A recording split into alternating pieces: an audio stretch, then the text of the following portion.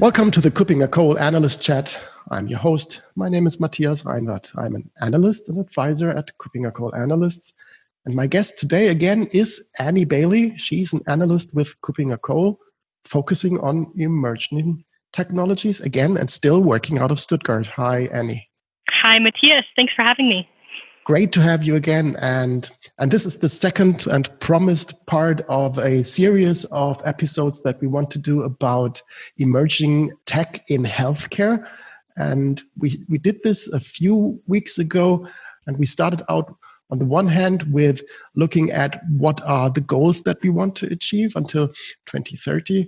And that is the SDG 3 from the United Nations, requiring that we have to ensure healthier lives and promote well-being for all at all ages.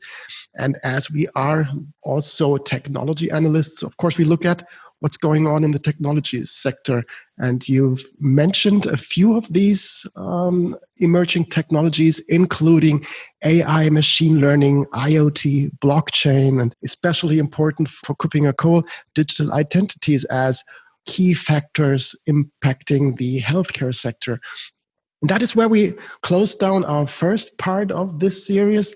So, Annie, when we look at these individual technologies, let's have a look at some of the use cases where these technologies, these trends are really showing up in real life. When we start with AI, with machine learning, where do you see some real life use cases and some really emerging and benefiting use cases for the individual patients? Yeah, it's really interesting what's going on out there. It's difficult to look at all of healthcare and all of AI because these are both monstrously huge terms which encompass basically everything. And so it helps if we can pare this down a little bit in what we're talking about. And so if we can categorize at least AI applications for healthcare into those use cases which are targeted to improve patient care. We can think of this as one very large category, and then another category being improving hospital workflows, working towards more efficiencies. So if we take a look at those categories, those use cases for improving patient care, of having an impact on their treatments and their therapies, we of course have chatbots.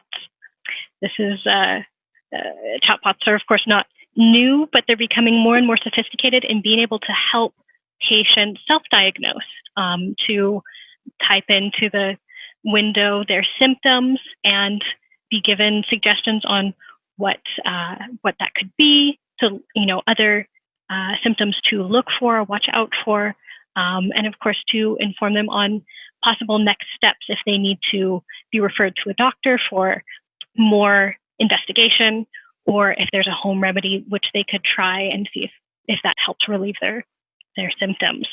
So this is one thing which is out there, which is impacting patient care. Another is to take a look at the way patients actually follow a treatment once they've left the hospital. You can think of this as adherence to a treatment plan. And AI can be harnessed here to collect some behavioral data, to mark when a medication has been taken, or if certain dietary requirements have been fulfilled.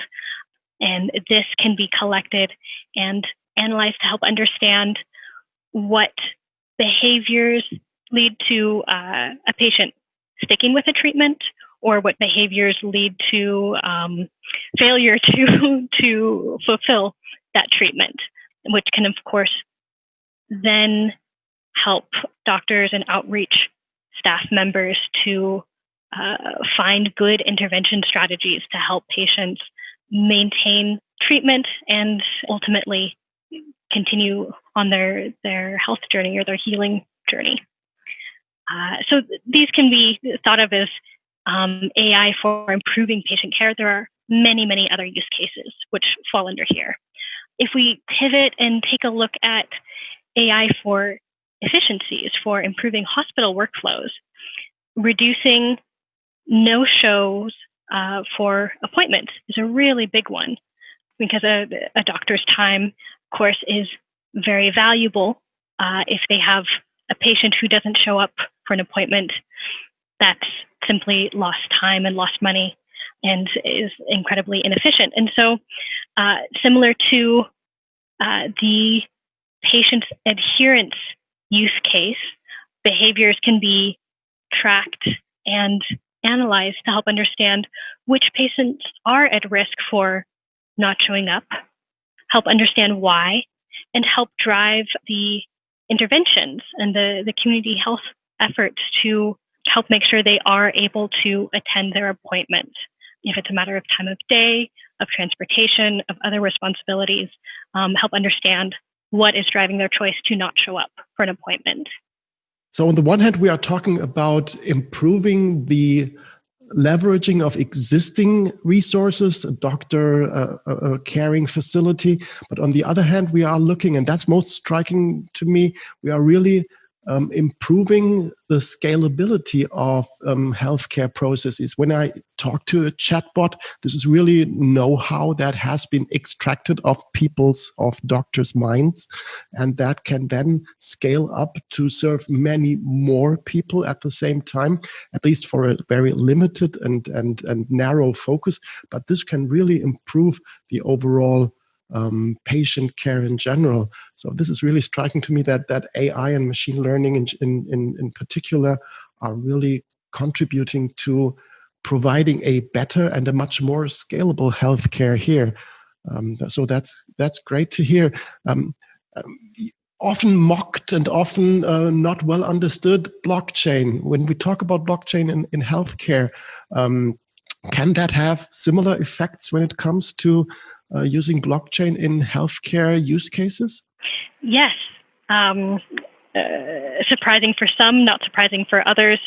It can be a really useful piece here. And a theme that we've talked about already in this podcast and in the previous time we were talking about healthcare, privacy and the appropriate use of patient data is a really, really important factor here. And blockchain is seen by many as a means to ensure the privacy of data and that it is handled well and that processes are transparent but private.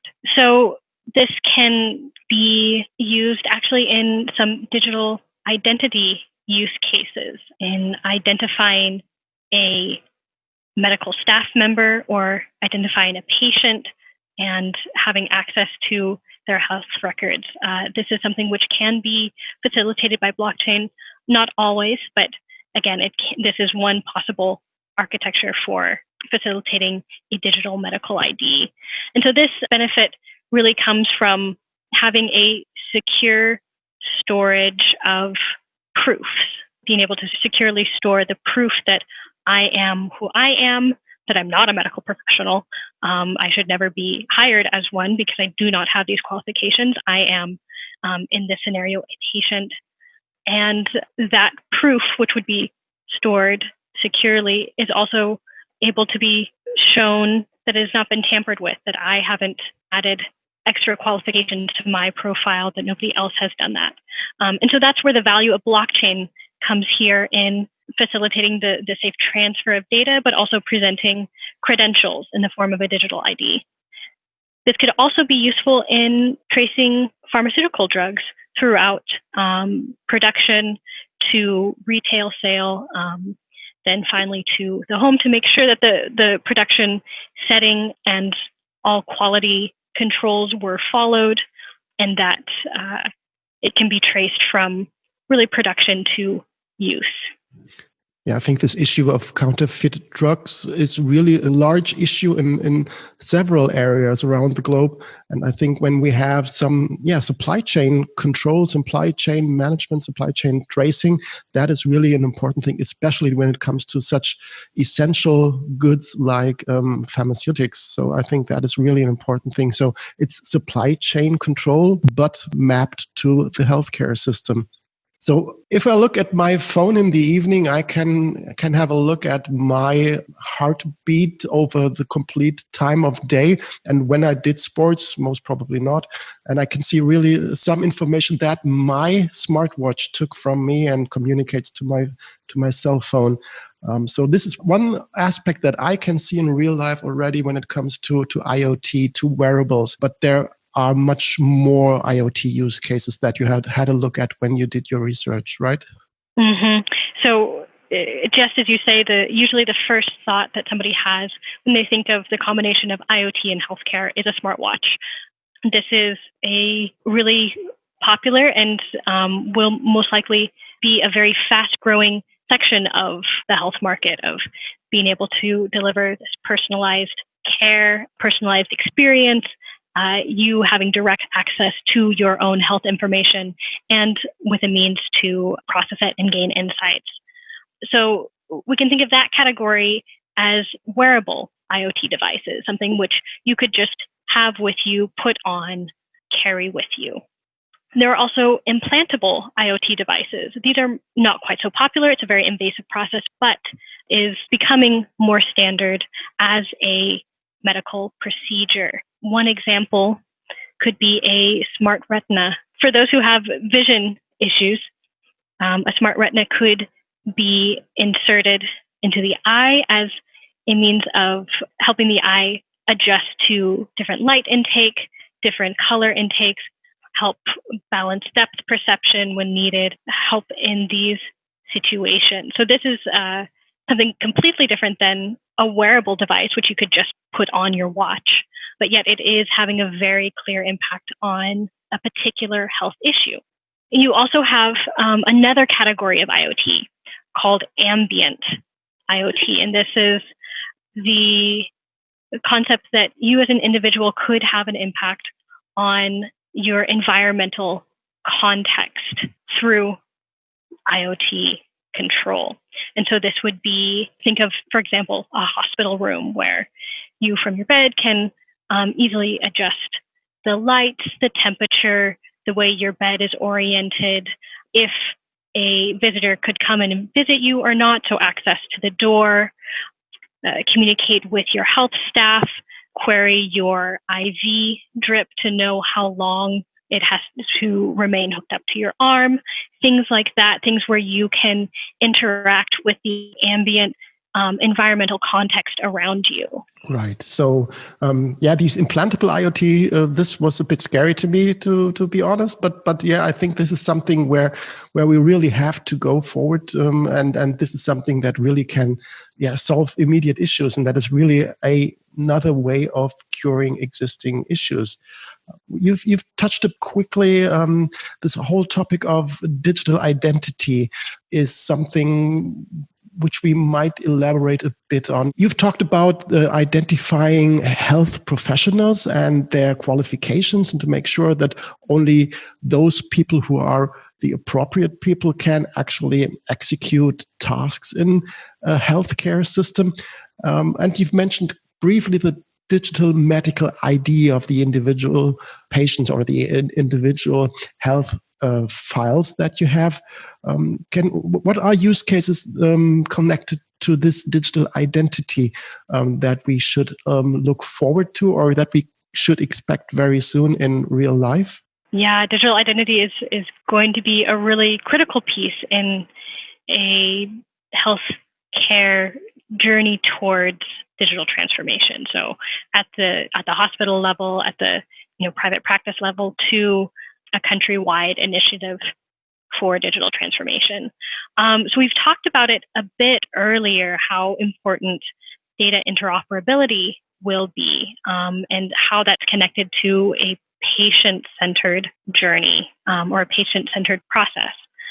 And digital identity is really critical to this, because if data is going to be able to be moved between institutions securely and safely, the data has to be connected with the patient, that it can be unambiguously, very clearly identified, so that there's no risk to the patient of their data being mixed up and them being treated for a health condition that they do not have. It's very important for patient safety, but also for patient privacy, that although their data can be identified with them, that it could also be used without personal connection to help drive insights on a larger scale of health issues which are happening in a region, or in this scenario, how pandemic infection rates and the situation is developing. So a digital ID is really critical here to enabling data transfer, but it also has to be done right because it has to be protecting the patient at all times. Right. There's a concept that we see in digital identity in general, which is called user-managed access, or something that is entitled self-sovereign identity. I think that really comes into play here as well, to make sure if I just want to go to a store, I have to prove that I'm of legal age to, for example, buy a bottle of I don't know, whiskey. Then it's not required to show my name or to say my name or to show a picture of myself. There should be only the proof that I'm of legal age. That should be enough. So just an attribute-based authorization. And I think the same is true when it comes to health records, when it comes to digital medical IDs. Sometimes it's not important what my name is or my age is or how I look like or if I'm male or female. That all does not care when I had an accident and I'm lying on the street and somebody has to do the initial first emergency treatment. Then they should know what kind of blood I have and if there is any additional information to take into consideration for treating me in the first place. And this is just a set of attributes that should be easily available via a digital file or via a file that is easily accessible. But I think this is something where we really have to go forward to understand that we provide the right information at the right time and we keep it under control of the individual patient. Mm-hmm. Yeah, I can't agree more with you.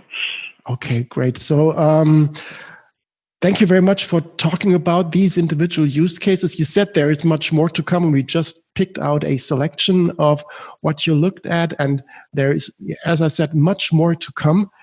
So I expect that there will be more further episodes when we look at these emerging technologies in healthcare and in other sectors that you are looking at. Any final thoughts that you want to add, Annie, when it comes to looking at the healthcare system? Is this something that you expect to happen very soon, to get a broader and a much better way of having healthcare around the globe? Yes and no. So in one sense, these solutions are really driven by medical research, and it should be that way. As you mentioned earlier, the idea of implantable IoT, of smart retinas and the like, is really very scary. Yeah, I agree. That's beyond many people's comfort zones yet, and should be driven by medical professionals for particular medical issues. So on that end, it may be very slow. On the other end, there are AI solutions which are being developed now to help streamline clinical trials, to help more quickly gather participants, to help streamline identifying new drugs for new therapies, and help that along the development pipeline. So it's a very contradictory statement to say if development will go quickly or slowly. It will be both. Right. So, and then usually when we talk about defining the right strategy for introducing technologies, we usually as analysts talk about a risk-based approach. This time, I think we should talk about a benefit-based approach. So wherever technology can provide the most benefit to a larger group of people, and you've mentioned these chatbots for first diagnostics, I think this is something that can quickly provide a high level of benefit for a large group of potential patients. And that is something where this development might already start right now. Mm-hmm. Thank you very much, Annie, again, for being my guest today.